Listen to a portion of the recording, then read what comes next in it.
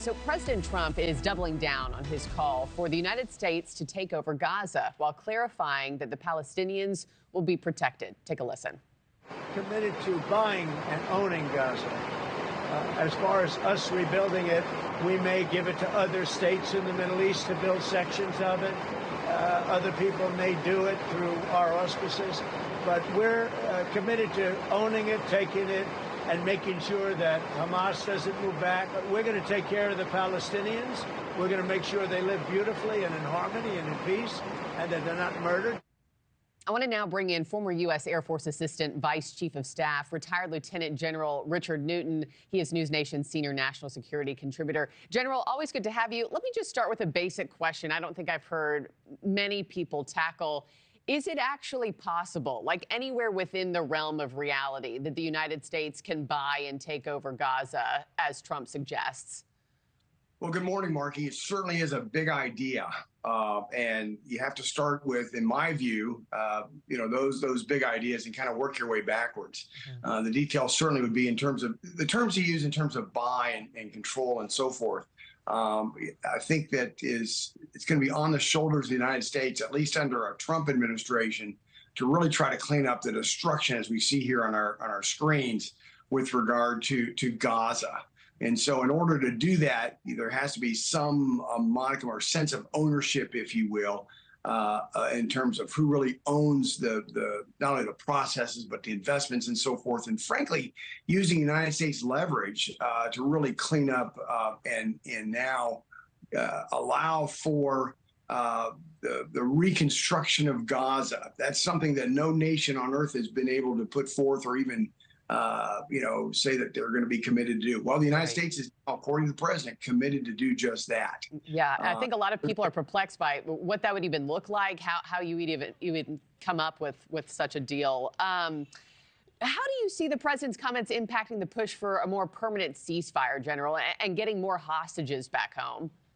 Right now, we're in the second phase of negotiations, and that begins now the permanence aspect of the again, Israel leaving Gaza at this point. We've only had 21 of the 33 hostages under the first phase, Markie, released.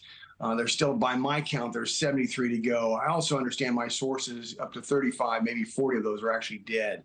But this is a real difficult time right now as they enter into negotiations on that second phase, which discusses the permanence of the ceasefire as well as withdrawal of Israeli forces out of Gaza. And so that is very, very difficult task at hand, but you've already seen Israeli forces now leave the central part of Gaza, that Netzrim corridor. It's about a 9-mile corridor east-west that bisects northern and southern Gaza.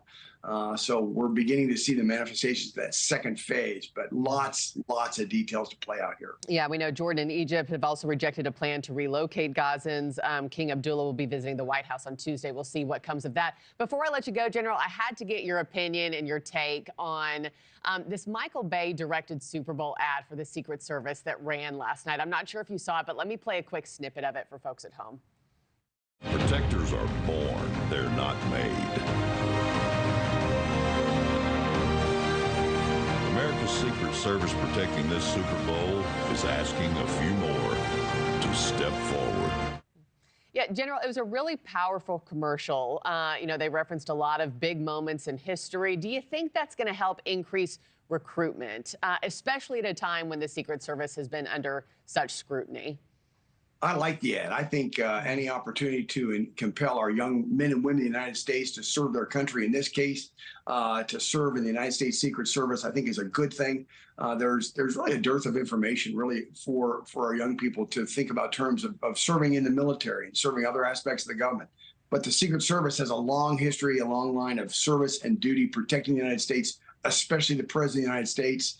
And I think this case, it was appropriate and to let the word out that, we need our best and brightest to serve this nation. And why not in the United States Secret Service? Yeah, I thought it was profound. Hey, do you have a dog in the fight last night? Are you waking up a happy camper? Go Birds. Nice. I'm all over Philadelphia. It's just a great Super Bowl. I think awesome to watch and certainly celebrate this week. Well, congratulations. You're a happy camper this morning. Hey, Lieutenant General Richard Newton, always a pleasure. Thank you, sir. Thank you. Good morning, Markie. Good morning to you.